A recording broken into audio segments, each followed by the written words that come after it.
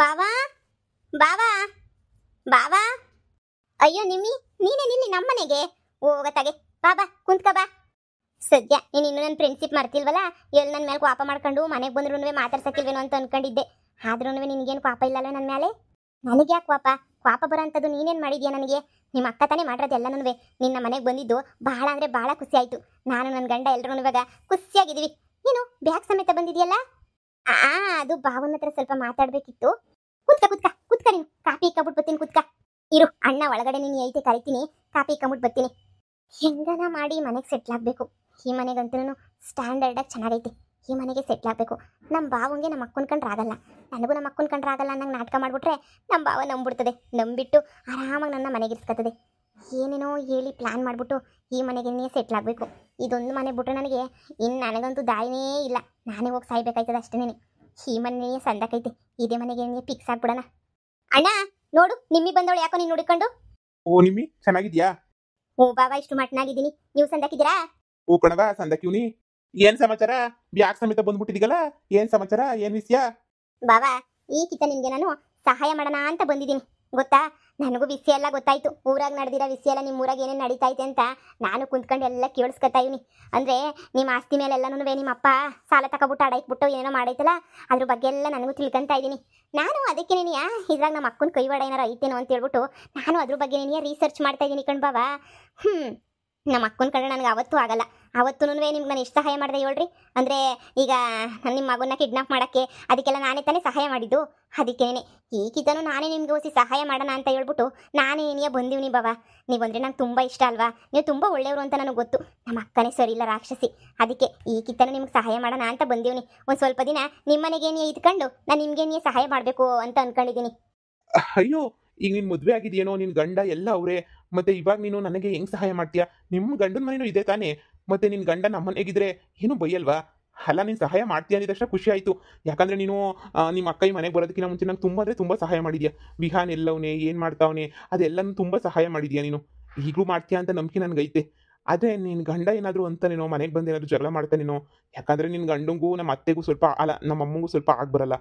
ಅಂದರೆ ಅದೇ ಸ್ವಲ್ಪ ಜಗಳ ನಿಮ್ಮ ಅತ್ತೆಗೂ ನಮ್ಮಮ್ಮಂಗೂ, ನಿನ್ನ ಗಂಡಂಗೂ ನಮ್ಮಮ್ಮಂಗೂ ಸ್ವಲ್ಪನೂ ಆಗ್ಬರಲ್ಲ. ಅಯ್ಯೋ, ಈಗ ನನಗೂ ನನ್ನ ಗಂಡಂಗೂ ಆಗ್ಬರಲ್ಲ ಬಾಬಾ. ನಾನು ಅವ್ರ ಹತ್ರ ಜಗಳ ಆಡ್ಕೊಂಡೇನೇ ಬಂದಿದ್ದೀನಿ. ಏನು ಜಗಳನಾ? ತಗೋ ಕಾಪಿ. ಏನ್ ಜಗಳ? ನನ್ನ ಗಂಡ ನನಗೇನೇ ಎಲ್ಲ ಸುಳ್ಳು ಹೇಳ್ಬಿಟ್ಟು ನನಗೇನೇ ಮೋಸ ಮಾಡ್ಬಿಟ್ಟು ಮದುವೆ ಮಾಡ್ಕೊಂಡಿದ್ನ. ನನಗೆಲ್ಲ ಮದುವೆ ಮಾಡ್ಕೊಂಡ್ಮೇಲೆ ಗೊತ್ತಾಯ್ತಾ ಇವನ್ನೆಲ್ಲ ಬೋಲ್ ಮೋಸ ಮಾಡೋನು, ನನಗೆ ಬೋಲ್ ಸುಳ್ಳು ಹೇಳೋನಿ ಅಂತ ಹೇಳ್ಬಿಟ್ಟು ಸುಳ್ಳು ಹೇಳಿರೋದು ಮನೆಗೆ ನಾನು ಯಾಕಿರ್ಬೇಕು ಹೇಳು? ಅದಕ್ಕೆ ಕ್ಯಾಕೋ ಸುಗಿದ್ಬಿಟ್ಟು ಬಿಟ್ಬಿಟ್ಟೆ. ಅವ್ನ ಸವಾಸನೇ ಬೇಡ ನನಗೆ, ಅವನಿದ್ರೆ ತಾನೇ ನಂಗೆ ತಲೆನೋವು ಅಂತ ಹೇಳ್ಬಿಟ್ಟು ನಾನೇನೇ ಬಿಟ್ಬಿಟ್ಟೆ. ಅವ್ನ ಸವಾಸನೂ ಬೇಡ, ಎಂಥದೂ ಬೇಡ ಅಂತ ಹೇಳ್ಬಿಟ್ಟು. ಸುಳ್ಳು ಹೇಳೋರ ಜೊತೆ ಹೆಂಗಿರ್ತೀಯ ಹೇಳು? ಅದಕ್ಕೆ ನಮ್ಮ ಬಾವಂಗೆ ಸಹಾಯ ಮಾಡೋಣ ಅಂತ ಹೇಳ್ಬಿಟ್ಟು ನಾನೇ ಬಂದೀವಿ. ನಮ್ಮ ಅಕ್ಕನ ಮನೆಗಿರೋಣ ಅಂತ ಅನ್ಕೊಂಡೆ ಇಟ್ಟೆ ಅಲ್ಲೇನೆ 2 ದಿನ.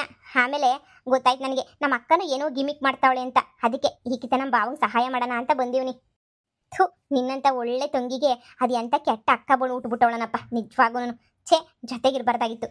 ನಾನು ನಿನ್ನ ಅಕ್ಕ ತಂಗಿ ಆಗಿದ್ರೆ ಹೆಂಗಿರ್ಬೋದಿತ್ತು, ಇಬ್ರು ಸಂದಕ್ಕಿರ್ಬೋದಿತ್ತು. ಆದರೆ ನಿಮ್ಮ ಅಕ್ಕ ಅಂತೂ ಒಳ್ಳೆ ದೊಡ್ಡ ರಾಕ್ಷಸಿ ಇದ್ದಂಗೆ. ಯಪ್ಪ ನಮ್ಮ ಸಂಸಾರ ಎಲ್ಲ ಸಂಸಾರನೂ ಕರ್ಕೊಂಡೋಗ್ಬಿಟ್ಟು ಜೈಲಾಗ ಕೂರಿಸಿದ್ಲು ಮನೆಯಾಳಿ. ಅಪ್ಪ ದೇವ್ರೆ, ಪೊಲೀಸ್ ಸ್ಟೇಷನಾಗೆ ಒಸಿ ಒದ್ದಾಡಿದ್ದೀವ ನಾವು, ನಮ್ಮ ಮನೆಯವರೆಲ್ಲನೂ ಒದ್ದಾಡಿ ಸತ್ತಿದ್ದೀವಿ. ಆಮೇಕಿಂದ ಇವಾಗ ಪರವಾಗಿಲ್ಲ, ಹಂಗೋ ಹಿಂಗೋ ಒಸಿ ಚೇತರಿಸ್ಕೊಂಡು ಸಮಾಧಾನ ಮಾಡ್ಕೊಂಡು ಇದ್ದೀವಿ. ಈಗ ಒಸಿ ಮನೆಗೇನು ಪ್ರಾಬ್ಲಮ್ ನಡೀತೈತೆ, ಅದು ಬಿಟ್ರೆ ಇನ್ನೆಲ್ಲ ಸಂದಕ್ಕಿದ್ದೀವಿ. ನೀನೇನು ಯೋಚನೆ ಮಾಡಬೇಡ. ಈ ಮನೆ ಏನು ಚಿಕ್ಕದಾಗಿಲ್ಲ, ದೊಡ್ಡದಾಗೈತೆ. ಎಷ್ಟು ದಿನ ಬೇಕಾದ್ರೂ ನೀನು ಆರಾಮಾಗಿರು.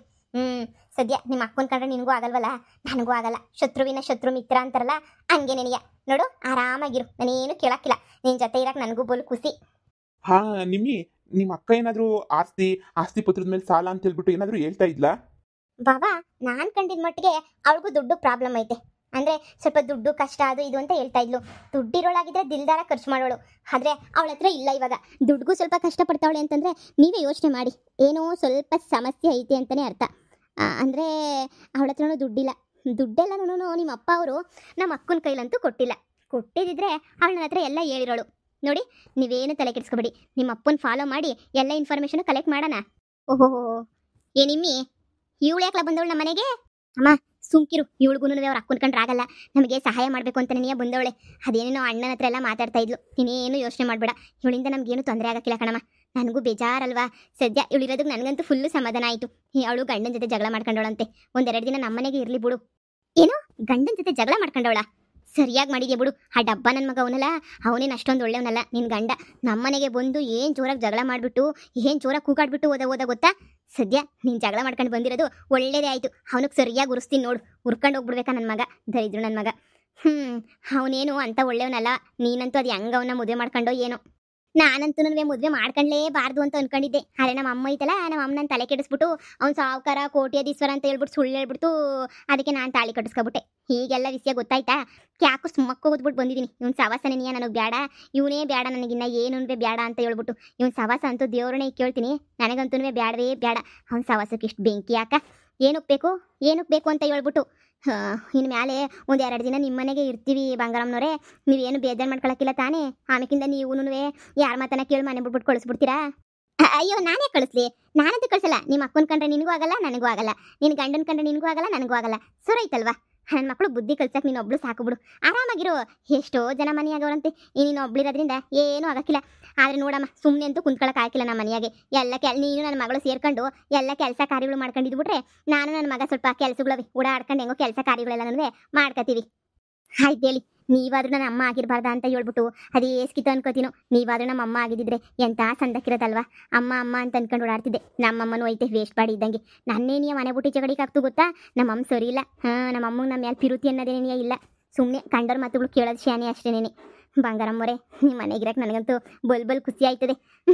ನಾನು ನಿಮ್ಮ ಮಗಳು ಇಬ್ರು ಚೆನ್ನಾಗಿ ಹೊಂದ್ಕೊಂಡು ಓಡಾಡ್ಕೊಂಡಿರ್ತೀವಿ. ಜಾಸ್ತಿ ದಿನ ಇರೋಕ್ಕಿಲ್ಲ, ನೀವು ಬೇಜಾರು ಮಾಡ್ಕೊಬೇಡಿ. ಒಂದು 2 ತಿಂಗಳು ಅಷ್ಟೇನೇನಿಯ. ನನ್ನ ಗಂಡನೂ ಮನೆ ಕೊಡ್ತೀನಿ ಅಂತ ಹೇಳ್ತಿದ್ದ, ಕೊಟ್ಟಿದ್ರೆ ಹೋಗೋದು, ಇಲ್ಲ ಅಂದರೆ ಬೇಡ ಸುಮ್ಕಾಗೋದು.